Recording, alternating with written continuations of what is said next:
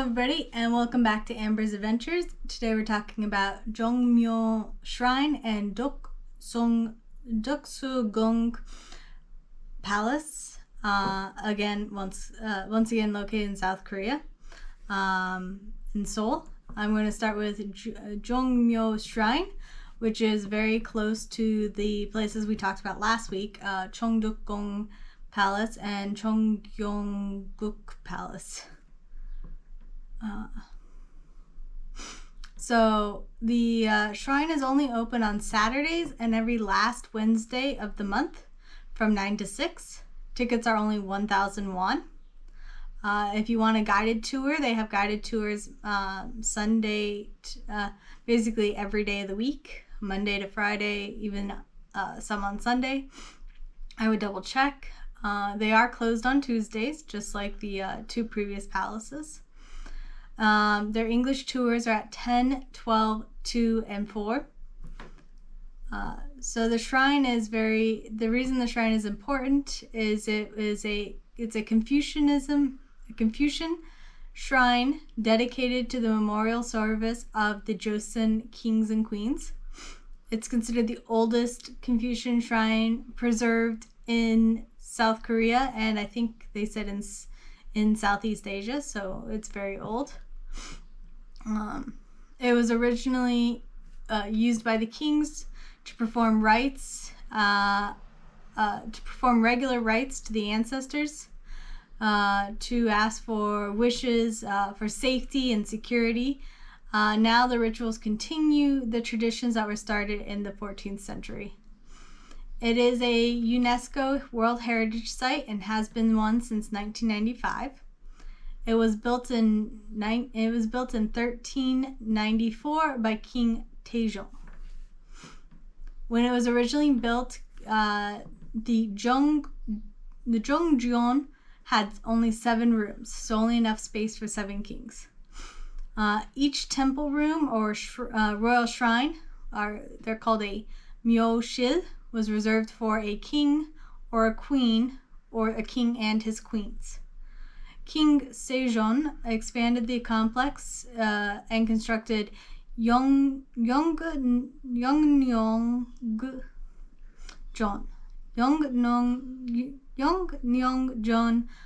Hall, which is also called the Hall of Eternal Peace. He expanded it so that instead of just having 7 rooms, they now had a total of 19 rooms.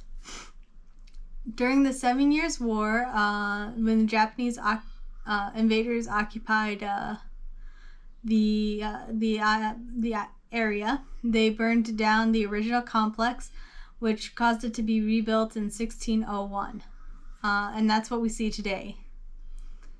If they open up the doors, you can look inside the memorial rooms and see that each of these chambers has a tablet, so 19 tablets in total to the kings, and over 30 tablets to queens.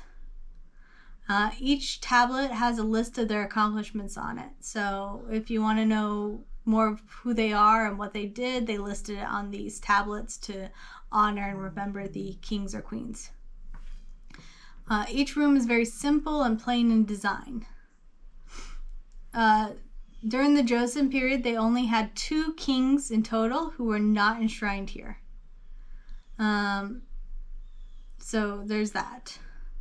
Jongmyo, which is the main hall, is a national treasure of Korea, listed at number 227, and is the longest building in the traditional design. So it's the longest, if you look at consecutive space, in the traditional design. Every year, the Jongmyo Jiri ritual held to worship the late kings and queens of the Joseon dynasty, is held on the first Sunday of May. So if you're lucky and you're there, you might get a chance to see this ritual. And it is accompanied by Jongmyo Juryak, which is the ancient court music, and the imu, which is a line dance. You might also have a chance to see Jongmyo Daeji, which are royal shrine rituals, and that's one of them. And these rituals are performed 5 times a year in the courtyard, so in the main area, accompanied by music and dance performances, as well as scholars performing Confucianism rituals. Today, the Jongju Yi Royal Family Association performs the rites that accompany the musical performances, most often performed by the National Center for Korean Traditional Performing Arts. And you'll hear about the Royal Court Orchestra, which is a group that specifically performs at the Jongmyo Shrine. And the dances, which is often performed by the Gyeokak National High School. And as I said, it's near Cheongdeokgung and Jongmyo Palaces, which are just north of it. So if you have time and you haven't run out of time for the day, often it's a good idea, if you've seen the one palace and the other palace, you could drop down and see this palace, or this shrine. It is a bit of a walk because the main entrance is at the opposite end of the palaces. So if you're looking at the map, you'll see up north is the connection. But the main entrance is in the south. So you have to go all the way around to the south to enter into it. And that's just normal. That's just the way they've set it up. This wouldn't have been true during the period, and I'll explain more about that in a little bit. It's very peaceful and calm and quiet, and so if you have time, I suggest going to see it. But if you're strapped for time and you're trying to decide if it's a pass or not, I think it can be kind of boring to go see. That doesn't mean don't go see it if you can, because it's really cool to see the structures and, the rites for the ritual of the dead, and the rites of like the way they preserved the Joseon kings and queens and continue to remember them. But what I mean to say is it's not as interesting as, say, the palaces, because the rooms are opened up. You can look inside. There's other activities going on. Here it's a lot more quiet and peaceful, and you really get that feeling. So I'm not saying don't go. I'm just saying if you're strapped for time, it depends on what you want to see. I would say that it's worth seeing if you have the time, but if you're strapped for time, I would suggest trying something else or going somewhere else. Sort of like the my assessment of Cheongdeokgung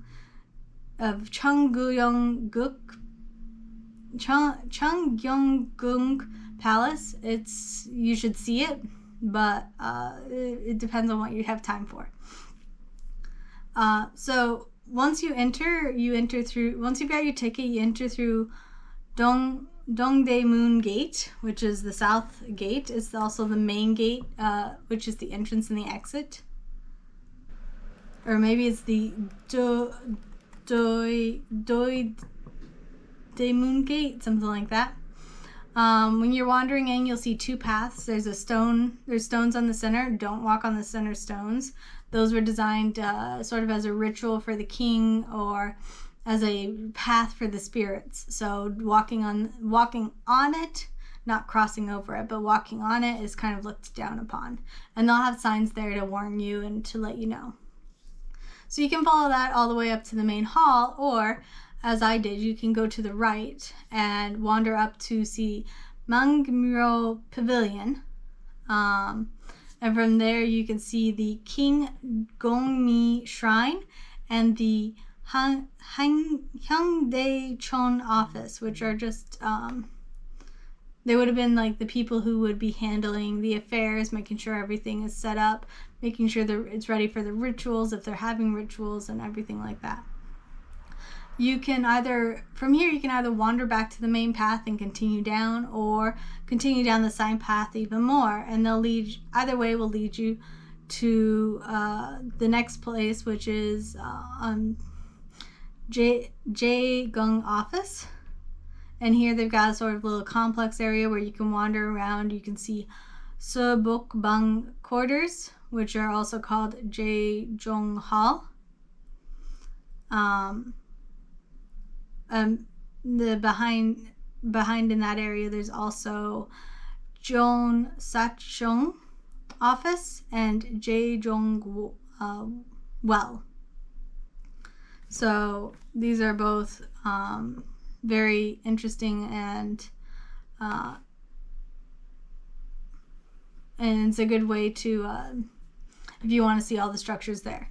So you can either now wander around. There's this path. If it's not blocked, you can wander that, and it's through a garden area, or you can wander back towards the big main complex and see the official complex and what's there.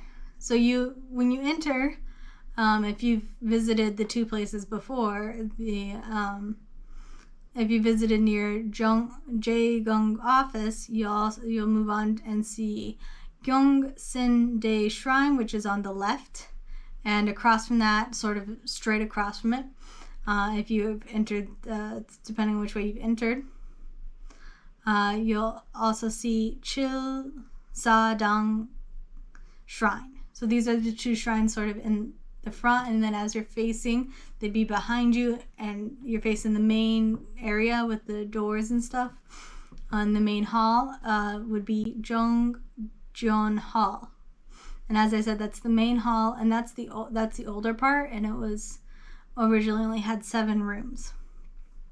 As you exit out the top and sort of left area, you'll see Jongmyo Hall, which was the hall built second, the Hall of Eternal Peace, and this adds 12 more rooms, expanding the entire space to being 19 rooms in total. Then you can either exit out of there and sort of walk up north towards the gate if you haven't already and they haven't blocked it off. And when you do that, you'll see Akgongchon office for Jongmyo Hall. So that's just the office for the people who would be in charge of taking care of everything there. And I keep mentioning this gate up north. So the gate up north would have been the connection between the palace and the shrine. So the king didn't necessarily have to leave the grounds to access the shrine. And often this ancient connection is closed, and you can't really go through it to connect between the two. So that's part of the reason why you have to go all the way back down to the south where the main entrance is. If you head back, as you're heading back towards the entrance, you'll pass by Jongmyo Hall again, and this will be on your left, and then on the right is the Akgongchon office for Jongmyo Hall. And once again, as I said, this is the office that would handle making sure everything is taken care of, everything is set up properly, all the proper rituals are observed, all the proper maintenance is observed. And so that's basically the place. It's very calm, it's very peaceful, like many of the palaces, given that it is located in Seoul, which is such a busy city. So it's very nice to go and have this peaceful environment to be able to go. So next I'm going to talk about Deoksugung Palace. This is the palace located near City Hall. It is closed on Mondays. Right now they're listed as open from 9 to 9, and tickets are 1,000 won. You can have a guided visit if you want. They only have 2 right now, 10:45 a.m. and 1:30 p.m. It is the smallest of the it's one of the smallest current existing palaces. It is the 4th of the 5 Joseon Dynasty palaces, and the 4th of 5 of the palaces in Seoul itself. It's had many names. Originally it was called Gyeonggeun Palace, then Deoksugung Palace, which is the name it goes by now, and Deoksu Palace. The palace was a royal palace until Korea was annexed by Japan in 1910. It was heavily destroyed during the Japanese occupation, as is typical with many of the Korean heritage sites. And during the Japanese occupation, much of the land was sold off to be developed as a public park. Nowadays, it includes a forested garden, a statue of King Sejong the Great, and an annex of the National Museum of Art, only open for special exhibits. Of the original palace, only 3 of the structures survived. Many people go here because the changing of the guard ceremony is considered one of the best. So if you want to see the changing of the guard, it's good to go at 11, 2, or 3:30. The palace was originally the residence of Prince Wolsun, who was the older brother of King Seongjon. However, after the Imjin War, the palace was burnt down. When the other palaces were burnt down, this palace was decided to be the temporary home of the royals of the court and of the king, the residence of the king. So that's when this palace really became an official palace.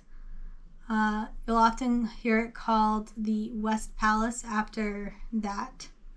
And it was the royals lived here mostly during the rebuilding of Gyeongbokgung Palace, or Gyeongbaekgu Palace, and Cheongdeokgung Palace. King Seonjo was the first to reside here when returning to the city, and this was before 1608.